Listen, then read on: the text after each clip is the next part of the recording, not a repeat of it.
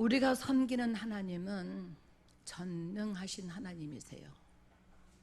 어떤 사람이 하나님의 전능하심을 하나의 상식적으로 이해하고 있다면 그것은 그가 자기가 정말 이제 가지고 있는 그 신앙이 하나님의 주신 믿음이 아니라 그것은 자기가 가지고 있는 신념에 불과합니다.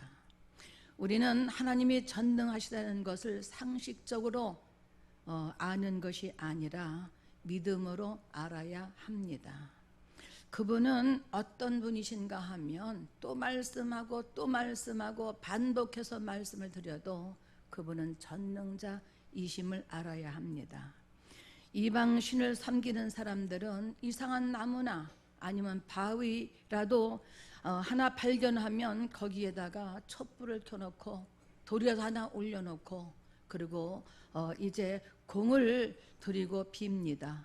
그렇게 하면 그들의 신이 내려와서 이제 자기들을 축복하고 도울 것이라고 믿기 때문에 지성을 드리는 겁니다. 예수 믿는 사람도 하나님께 지성을 드리듯이 그렇게 믿으면 하나님이 감동하시라고 생각을 한다면 그것은 여러분 미신입니다. 참된 신앙인은 자신의 공을 앞세우지 않습니다. 성경은 너희가 나를 택한 것이 아니라 내가 너희를 택했노라고 요한복음 15장 16절에 말씀하시며 너희가 나를 찾은 것이 아니라 내가 너희를 찾았노라고 이렇게 말씀하십니다. 우리는 하나님께 우리의 공을 들여서 하나님을 만나는 것이 아니라 하나님의 계시에 의해서 하나님의 언약에 의해서 우리가 하나님을 만나는 겁니다. 하나님 앞에 그분이 말씀해 놓으신 그 말씀을 순종하여서 우리가 그분 앞에 나아가는 겁니다. 그러므로 우리는 하나님을 전능하신 하나님으로 알기 전에는 우리로 진리를 깨닫게 하지 않으셨다는 사실입니다. 진리를 알기 전에 먼저 율법을 통해서 우리에게 하나님은 전능하시다고 하는 것을 알게 하셨습니다. 율법은 10계명의 기초를 두고 있습니다. 10계명의 첫째부터 넷째까지는 하나님을 향한 계명이고 그리고 5번째부터 10번째까지는 인간을 향한 계명입니다. 첫째 계명은 여러분들이 잘 아시는 것처럼 나 외에 다른 신이 없다라고 하시는 겁니다. 두 번째는 우상을 만들지 말라고 이렇게 말씀하는 거예요. 아무것도 정말 이제 신으로 섬기면 안 된다는 거예요. 왜 그러냐 하면 나 여호와는 질투하는 이제 하나님이니 이런 사람을 죄를 갚되 3, 4대를 갚으리라고 이렇게 말씀하셨습니다. 세 번째는 하나님의 이름을 망령되이 일컫지 말라고 하는 말씀입니다. 그런 자는 누구도 죄 없다 하지 못할 것이라는 거예요. 그리고 네 번째는 안식일을 기억하라 이렇게 말씀하고 있습니다. 이날에 하나님은 자기가 창조하시던 그 모든 자기 일을 마치시고 그리고 쉬셨느니라 이렇게 창세기에 기록하고 있습니다. 그러므로 하나님을 이날은 기억하라고 하시는 말씀입니다. 이 첫째부터 네 번째까지의 계명은 모두가 다 하나님을 기억하고 하나님을 알되 그를 정말 두려워할 만큼 위엄 있는 분임을 우리에게 알라고 이렇게 말씀하고 있는 겁니다. 이렇게 하나님을 아는 자들에게 하나님은 예수 그리스도를 알게 해 주셨습니다.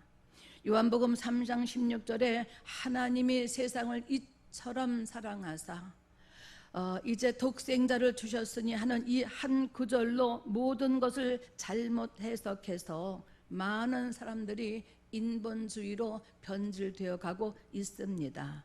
하나님이 주셨다고 하니까 이제는 예수가 우리의 모든 요구대로 우리를 충족시켜 주시는 분으로 착각하고 그리고 그 착각해서는 안 된다는 말씀입니다. 이것은 잘못된 이해라고 생각을 합니다. 하나님은 우리에게 먼저 자신을 알게 하시고 그 후에 예수 그리스도를 알게 하셨습니다. 그래서 영생은 유일하신 하나님과 그의 보내주신 자 예수 그리스도를 아는 것이라고 이렇게 말씀하고 있습니다. 예수가 이 땅에 오시기 이전에 사람들은 예수를 알지 못했고, 그가 오셨다가 가신 다음에야 비로소 세상에 믿음이 전파되어지기 시작을 했으며 세상이 믿음을 갖게 되었고, 그리고 예수를 알게 되었습니다. 하나님은 인간이 있기 이전에 아들을 후사로 세우시고 그를 위하여 하늘과 땅을 창조하시고, 그리고 그를 위해서 보좌를 두시고 그 보좌 위에 앉히고자 하시는 것이 하나님의 계획이고 뜻입니다. 그런 과정 속에서 하나님은 누가 이 세상에 예수가 이 세상에 오셨다가 가신 일을 인간에게 알게 함으로 말미암아 은혜가 은혜되게 하셨습니다. 그러므로 우리가 은혜를 받았다고 하는 것은 예수를 아는 믿음을 얻었다고 하는 것입니다. 예수께서 이 세상에 오셨다가 가시면서 무엇 하셨습니까? 그분은 우리의 죄를 짊어지셨습니다. 죄는 하나님과 인간 사이를 이간할 뿐만 아니라 하나님과 인간 사이를 가로막는 하나님의 원수요 우리의 원수입니다. 이것을 주님이 담당하신 거예요. 그것을 담당하심으로 말미암아 인간과 하나님 사이에는 이제는 그 어떤 아무런 장애물도 이제 없습니다. 그래서 예수는 나의 길이라고 이렇게 말씀하고 있는 겁니다. 그로 말미암아 누구든지 하나님을 얼마든지 어떤 장소에서든지 어느 시간이든지 영원토록 만날 수 있게 된 것입니다. 오늘날 하나님을 뵈러 나아가는 길에 방해하는 것이 있다면 그것은 자기의 불신앙일 것입니다. 신앙생활에서 가장 무서운 적은 어떤 거냐 하면 자기 안에 있는 불신앙이에요. 우리가 하나님을 예배합니다. 하나님을 찬송합니다. 주님 앞에 와서 봉사합니다. 주님 앞에 나와서 기도합니다. 그러면서도 그 안에 있는 자기 안에 불신앙을 이제 몰아내지 못함으로 말미암아 넘어지고 실패하고 시험 들고 상처받는 것이 정말 여러분 적 중에 적입니다. 믿음이 있다면 하나님께 나아가는데 그것은 어떠한 장애물도 없고 제한이 없습니다. 예수는 하늘로 가신 다음에 우리에게 기도할 수 있는 권리를 주셨습니다. 그리고 너희는 이렇게 기도하라고 이제 기도하는 법도 우리에게 가르쳐 주셨습니다. 예수의 이름은 여러분 기도할 수 있는 권리요 권세입니다. 주님은 지금 우리에게 내 이름을 내가 가졌느냐 이렇게 물으십니다. 가졌으면 내 이름으로 기도하라고 이렇게 말씀하시는 거예요. 예수님이 이 땅에 오셨다가 올라가시기 전까지는 우리가 기도하지 않았습니다. 아무것도 구하지 않았습니다. 예수께서 말씀하시기를 이제까지는 너희가 아무것도 구하지 아니하였으나 이제부터는 내 이름으로 무엇이든지 구하라 이렇게 말씀하고 있는 겁니다. 여러분 무엇이든지 언제든지 예수 그리스도의 이름으로 기도하면 내가 시행할 것이라고 이렇게 성경에 우리에게 약속하셨습니다. 예수의 이름을 믿는 자는 하나님께 나아가서 자기 목소리를 상달시키는데 어떠한 장애물도 없습니다. 예수께서 하나님과 우리 사이에 가로막힌 모든 장애물을 완전히 제거하신 그 다음에는 예수로 말미암아 아버지께 능히 우리가 나아갈 수 있고 들어갈 수 있게 하셨습니다. 이제는 내가 너희 안에 있고 너희가 내 안에 이제 있다는 겁니다. 예수님은 하나님께 나아가 우리 목소리를 상달시키고 우리로 하나님을 뵙게 하는 통로이고 중보자이십니다. 진리라고 하는 것은 하나님과 우리 사이에 막힌담이 없다고 하는 것을 말씀하고 있는 겁니다. 에레미야 23장 23절에 나는 가까운 데 있는 하나님이요 먼 데 있는 하나님은 아니라고 이렇게 말씀하고 있습니다. 그러면 그분이 어디 계실까요? 내 안에 그분의 이름으로 성령으로 와 계신다는 말씀입니다. 그분은 여기도 계시고 저기도 계시고 그분은 어디에나 충만하신 분이세요. 그래서 우리는 하나님을 찾으러 이제는 방황할 필요가 없습니다. 그분은 우리가 있는 곳에 어느 곳에나 항상 함께 계시기 때문에 그렇습니다. 그렇기 때문에 인생의 답은 예수 그리스도입니다. 우리가 사노라면 문제 없는 인생이 어디 있습니까? 문제 없는 인생은 없는데 문제는 곳곳에 수십 가지로 여기저기서 터지는 것 같지만 답은 오직 하나라고 하는 거예요. 그 하나가 바로 예배이며 기도입니다. 인생을 살다 보면 누구에게나 내가 해결할 수 없는 문제가 있습니다. 과학이 해결하지 못합니다. 여러분, 세상 사람이 못하는 게 있습니다. 그래서 하나님이 그리스도를 우리에게 약속해 주신 겁니다. 예수 그리스도가 답이에요. 여러분 믿으시기 바랍니다. 예수 그리스도를 알면 오직이라고 하는 것을 우리가 알게 됩니다. 이제 기도는 모든 승리의 원천이에요. 모든 문제, 모든 상황, 모든 사건을 통틀어서 이제 답은 한 가지인데 오직 기도라고 하는 사실을 우리가 알아야 합니다. 그래서 예수 그리스도의 이름으로 기도하라고 하는 거예요. 기도는 믿는 자에게 그만큼 영적인 것이고 정말 중요합니다.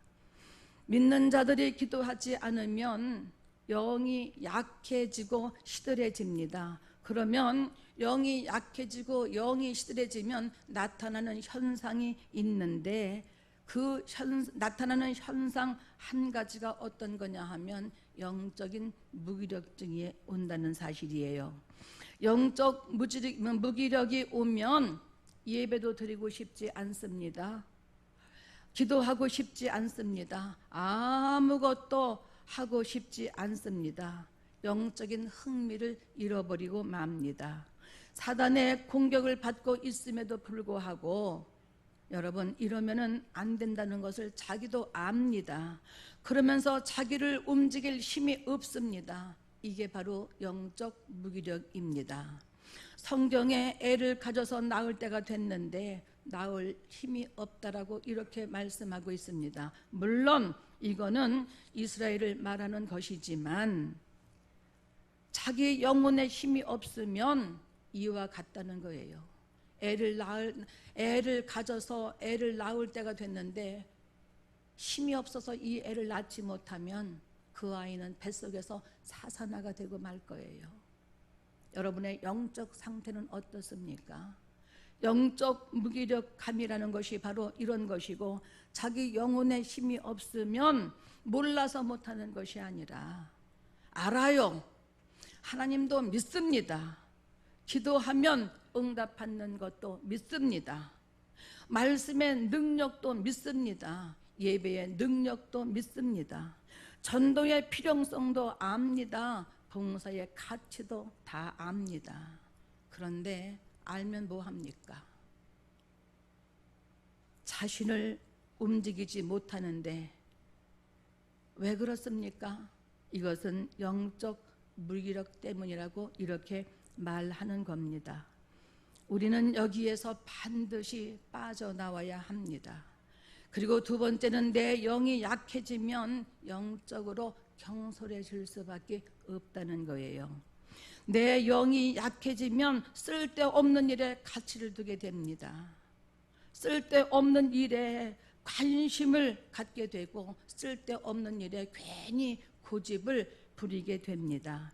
내 영이 약해지면 제일 먼저 달라지는 것이 있는데 그것은 어떤 거냐면 내 언어가 달라지는 거예요. 이 언어는 영과 직통되어 있기 때문에 그렇습니다. 영의 표현이 언어예요. 언젠가부터 내 말이 불만과 불평이 부정한 언어로 바뀌면 자기 영이 충만하지 않다는 것을 알아야 합니다. 그래서 별것도 아는 일에 트집을 잡고 신경질적인 언어로 반응을 하고 자꾸 짜증을 내고 화를 참지 못하면 이게 다 자기 영이 충만하지 않기 때문에 나타나는 현상입니다.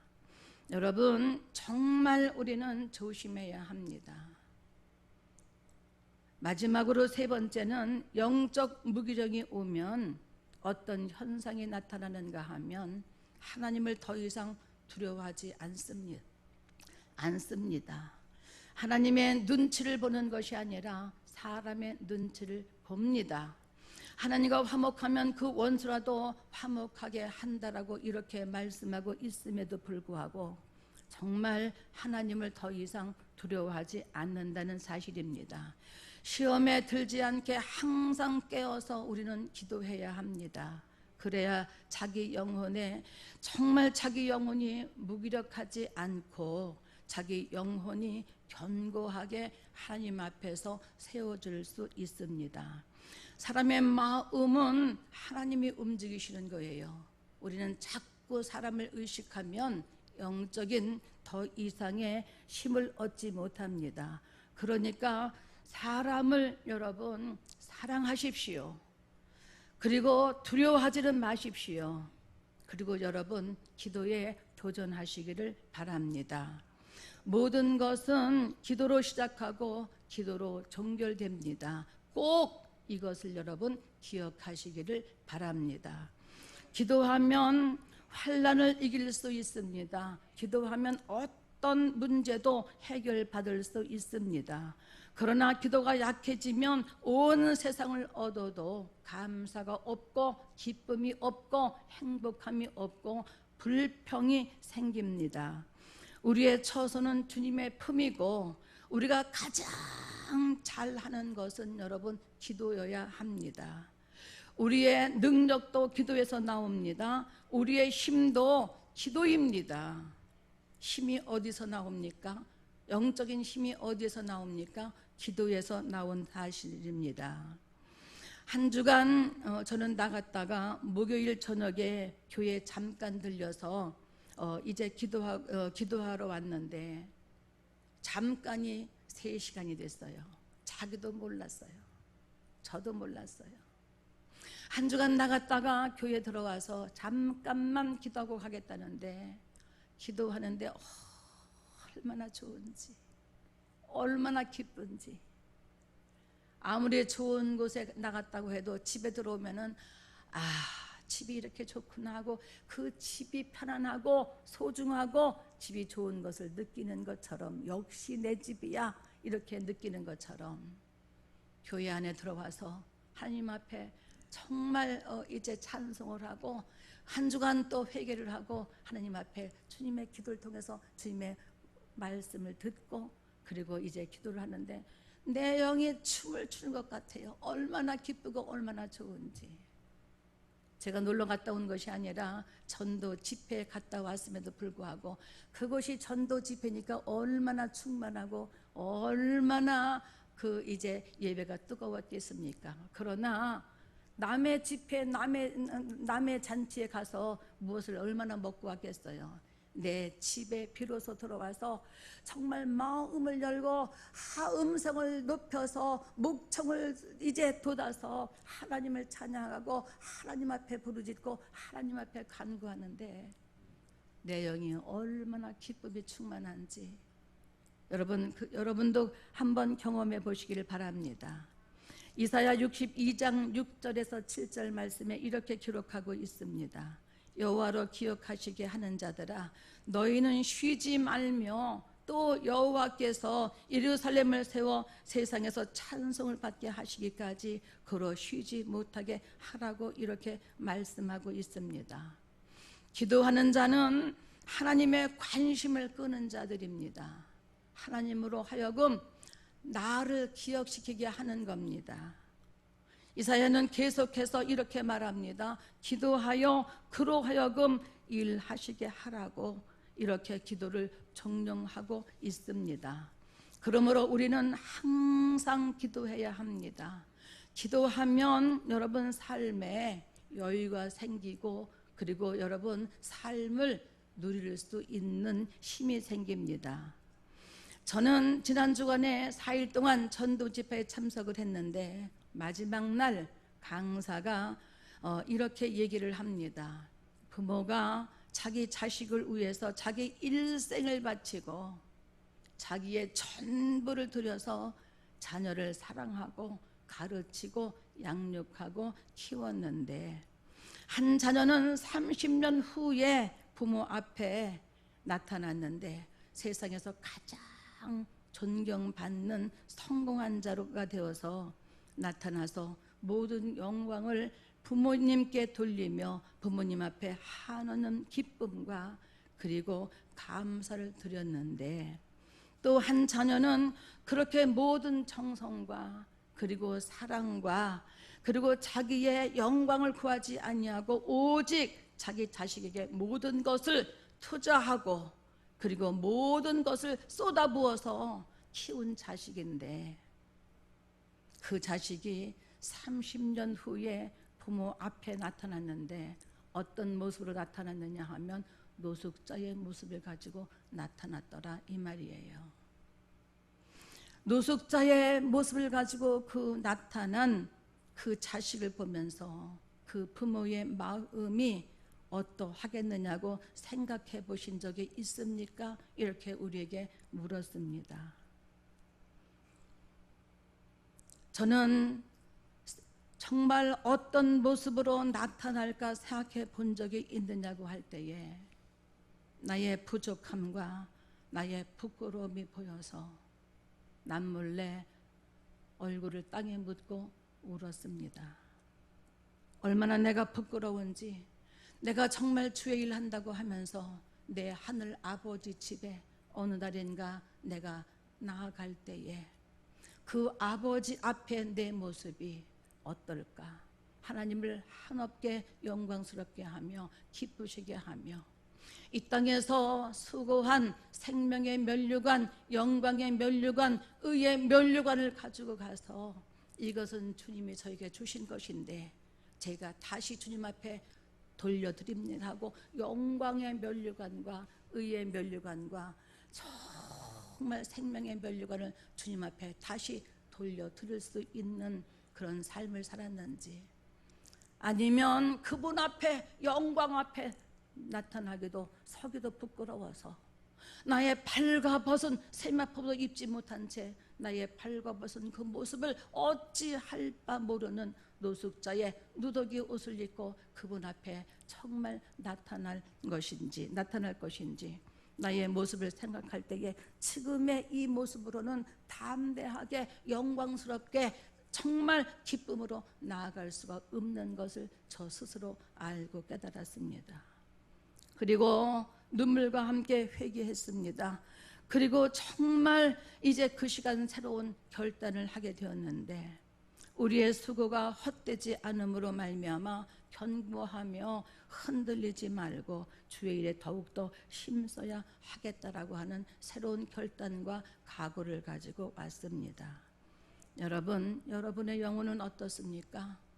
여러분은 지금 현재 신앙생활을 어떻게 하고 있습니까? 이렇게 약속과 정말 이제 언약이 있는 계명을 가지고 있음에도 불구하고 우리가 그 말씀은 온데간데 없고 나의 생각, 나의 모양, 나의 경험, 나의 지식, 나의 이론, 나의 고집만을 가지고 우리가 살고 있지 않는지 오늘 예배를 통해서 우리 자신을 한번 돌아보시기를 바랍니다.